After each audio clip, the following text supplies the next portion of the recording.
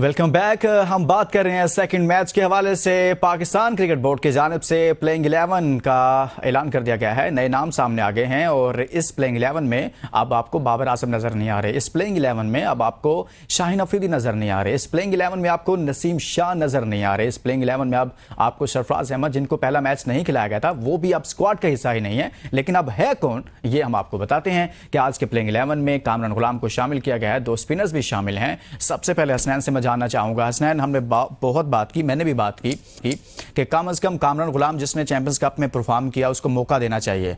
आप समझते हैं कि ठीक फैसला किया है या फिर साइम अयूब की जगह पर उनको शामिल करते बजाय इसकी कि आपने बाबर आजम की जगह पर उसको लेकर आए? देखिए, इससे पहले कि मैं कामरान गुलाम का आपको जवाब दूं ना, मैं और आप जब शो कर रहे हो ना, मुझे लगता है कि हम बहुत सारी ऐसी बातें कर जाते हैं जो अगले शो में कट करके लगानी चाहिए। आज से 6-7 दिन पहले जब टेस्ट मैच स्टार्ट हुआ था, पहले दिन का खेल था, आपने मुझे पूछा था इस टेस्ट मैच का क्या होगा, तो मैंने कहा था पाकिस्तान टीम हारेगी। अब मैं आपको एडवांस में आपके जवाब में बताता चलूं कामरान गुलाम से पहले कि ये टेस्ट मैच भी पाकिस्तान टीम हारेगी। वो क्यों हारेगी वो मैं बताऊंगा। कामरान गुलाम को इंक्लूड किया गया। कामरान गुलाम के ऊपर बहुत बड़ी जिम्मेदारियां हैं। वो बाबर आजम को रिप्लेस कर रहे हैं। बिल्कुल उसी स्लॉट में उनको खिलाया गया जिस स्लॉट में बाबर आजम खेलते थे। Wish him best of luck. लेकिन असल ड्रामा सर कामरान गुलाम नहीं है। असल ड्रामा यह है कि हमारा जो मैच है उसी पिच के ऊपर हो रहा है, जिस स्लो ट्रैक होगा। नहीं पिच सर, किधर स्लो सर, पिच की जो नेचर है ना लुकमान साहब, करेगी। आपने भी क्रिकेट खेली है। पिच की जो नेचर है 2-3 दिन में नहीं चेंज होती। ठीक है, ये वही पिच है जिसके ऊपर 823 रन इंग्लैंड ने बनाए, जिसके ऊपर 500 रन हमने बनाए। आप कह रहे हैं आप 723 बन सकते हैं। चले 719 बनेंगे, लेकिन आपने किया क्या? सितम जरीफी ये देखिए कि आपके पूरे स्क्वाड में 11 के 11 प्लेयर आपके सामने। मुझे एक बॉलर निकाल के बताएं, फास्ट बॉलर। एक फास्ट बॉलर भी नहीं है, चले गए। एक फास्ट बॉलर भी नहीं है। तमाम तर प्रेशर आमिर जमाल के ऊपर होगा, जो कि बॉलिंग ऑलराउंडर है। ही is not a specialist bowler.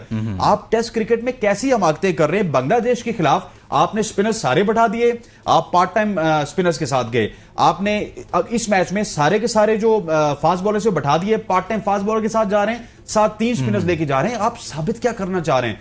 जैसन गिलेस्पी किस तरह ये कर सकते हैं? आकिब जावेद किस तरह ये कर सकते हैं? क्या इनके पास कोई दिमाग नहीं है? क्या इनके पास कोई सोच नहीं है? ये क्या हो रहा है? ये ड्रामा है। ये पाकिस्तान क्रिकेट का जनाजा है कि आप टेस्ट क्रिकेट में जहां पे 2 फास्ट बॉलर 2 स्पिनर आपको लाजमी चाहिए होते हैं, नहीं तो आप उसमें खिलवाड़ कर रहे हैं। आप बॉटम में जा चुके हैं। आमिर जमाल और Zahid Mahmood is a spinner, he is not a fast bowler. लेकिन इसके साथ साथ साजिद और Noman, Sajid is a spinner, Noman Ali is a spinner. 3 spinners के साथ। पॉइंट इज दैट कि 3 स्पिनर ये हैं, 2 आपके पास पार्ट टाइम स्पिनर है, साइम और सलमान अली आगा की मौजूदगी में, और आपका 1 डायमेंशनल बॉलिंग अटैक है लुकमान साहब, 1 डायमेंशनल। आपको पता है कि आपने आमिर जमाल को 10 रन मार दिए 4 ओवर्स में, उसके बाद ये आमिर जमाल को बैठा देंगे और उसके बाद आपने फेंटा लगाना है स्पिनर्स को। और दूसरी टीम के लिए इसको हैंडल करना, स्ट्रेटजी बनाना बहुत आसान होगा सर। Easy to go. मुझे पता है यहाँ पे 5 लोग बैठे हुए। लुकमान थोड़ा सा तगड़ा है, थोड़ा सा तगड़ा है। मैं आपके ऊपर काम करूंगा, बाकी 4 को मैं दबा के मारूंगा। उन्होंने करना यह है कि आमिर जमाल को 3 से 4 ओवर्स में 10-10, 12-12 रन लगाने। प्रेशर कप्तान पे आ जाएगा, उसके बाद वो स्पिनर्स खुद फास्ट बॉलर रहे हैं। आकिब जावेद खुद फास्ट बॉलर रहे हैं। और मैं अभी अप्रिशिएट भी कर रहा था उनके इस फैसले को जो उन्होंने उस हवाले से लिया, बाबर आजम में, बाकी सब के हवाले से। लेकिन यहां पर ये जो कॉम्बिनेशन है ये मेरी समझ से भी बाहर है। सर देखिए ना, एक फास्ट बॉलर नहीं है और आप टेस्ट क्रिकेट खेल रहे हैं मुल्तान में। मैं आपको बताऊं, इस मैच में मोहम्मद अली को होना चाहिए था। ठीक है, उसमें कोई सीम नहीं है, स्विंग नहीं है, कोई बड़ा डेविएट नहीं करता बॉल उसका, लेकिन वो चैनल टू चैनल बॉल करवाता है। वो एक जगह पे बॉल फेंकता रहता है, उसको रिजल्ट मिलते हैं। मीर हमजा को यहां पे होना चाहिए था, जो कि सीम भी करता है, स्विंग भी करता है। हमने देखा है कि माजी में जब मीर हमजा थे, मोहम्मद अली थे, हमने कम से कम विकेट जरूर लिए थे।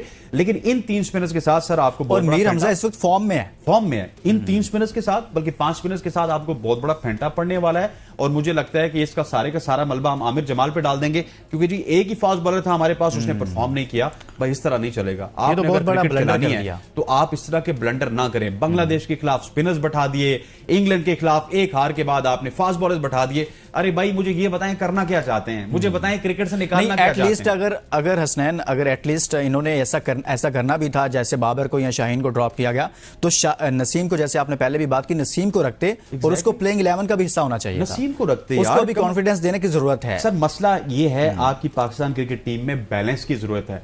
हम देख रहे हैं 2 साल से हम तजुर्बे ये कर रहे हैं कि या तो फास्ट बॉलर खिला देते हैं, या स्पिनर नहीं खिलाते, या स्पिनर खिलाते हैं, या फास्ट बॉलर नहीं खिलाते। यहां पे हमें 2 पक्के फास्ट बॉलर चाहिए, 2 क्वालिटी स्पिनर्स चाहिए, और उसके बाद एक ऑलराउंडर चाहिए। और सितम जरीफी ये देखिए कि मेहरान मुमताज को हमने कराची से बुलाया, मुल्तान में उसको बुला के बिठा दिया, लेकिन उसके मुकाबले में एक 42 साल नुमान अली को हमने फोकियत दे दी। यार आप 21-22 साल के बंदे पे जब आप invest क्यों फ्यूचर नहीं के लिए जा करते? रहे हैं तो आपको फ्यूचर प्लान को देखना आप पड़ेगा। फ्यूचर के लिए जा रहे हैं तो आपको मेहरान मुमताज को वहां पे खिलाना चाहिए था, मार खा लेता ना। Yes. क्या इब्रार ने मार नहीं खाई, क्या साइम अय्यूब ने strongly मार नहीं agree. खाई? ये 3 के 3 मार खाएंगे, मैं आपको अभी बता रहा हूं। मेहरान को मौका दे देते, लेकिन मौका नहीं देना ना, क्योंकि पुरानों को आजमाना है। वो हमें पता है जिन्होंने 1 साल के बाद चुप होके साइड पे होके अच्छा पेंशन सर, ले एक लेनी और है। चीज थी, हम पावर प्लेयर्स का जिक्र करते थे, बहुत सारे लोग करते थे, हम करते रहे, जब ट्रांसमिशन कर रहे थे वर्ल्ड कप की तब भी करते रहे, अब भी होती है प्रोग्राम में बात।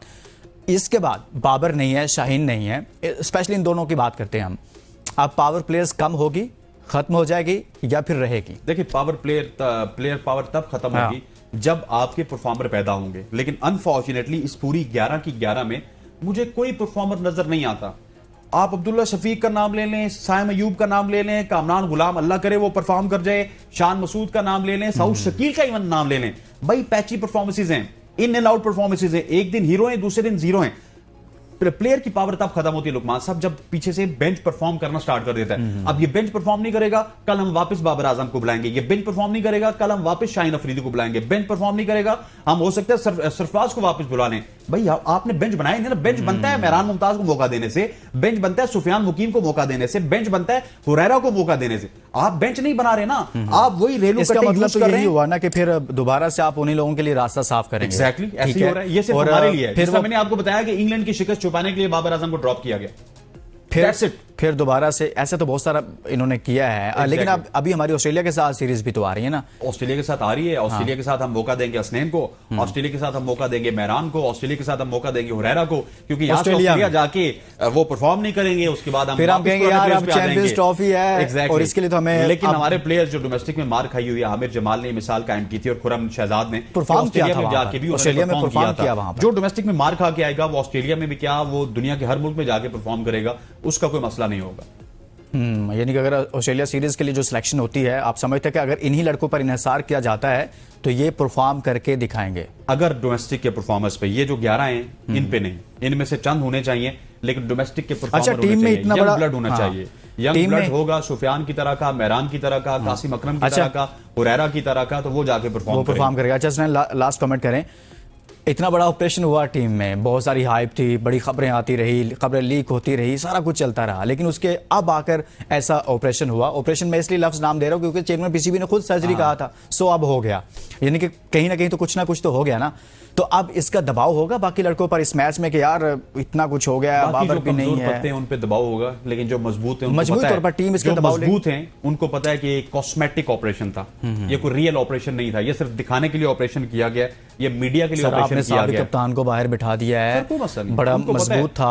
साबिक कप्तान को पता है कि मुझे रिप्लेस बेचारा कामरान गुलाम कर रहा है, किसी ने हाथ नहीं डाला, वो इतना प्रेशर में होगा, वो किधर मुझे रिप्लेस करेगा। उस कप्तान को पता है, जो मेन प्लेयर्स हैं उनको पता है, उनको कोई प्रेशर नहीं आएगा। छोटू को आप डरा सकते हैं, देखें हमने बाबर को भी ड्रॉप कर दिया, शाहीन को भी ड्रॉप कर दिया, अब तुम्हें भी ड्रॉप करेंगे अगर तुम परफॉर्म नहीं करोगे। बड़ा प्लेयर कभी नहीं डरेगा, क्योंकि उन सबको पता है कि 3 मैचेस के बाद बाबर ने भी वापस आ जाना है, शाहीन ने भी वापस आ जाना है। बहुत बहुत शुक्रिया हसनैन लियाकत हमारे साथ मौजूद थे। हमने दूसरा टेस्ट मैच जिसका आगाज होने जा रहा है और पाकिस्तान ने अपने प्लेइंग 11 का ऐलान कर दिया है। ये प्लेइंग 11 भी आज के प्रोग्राम में आपके सामने रखी और साथ में इस पर डिस्कस भी किया है। इसके साथ ही इजाजत दीजिए और अपना बहुत सारा ख्याल रखिए। अल्लाह हाफिज।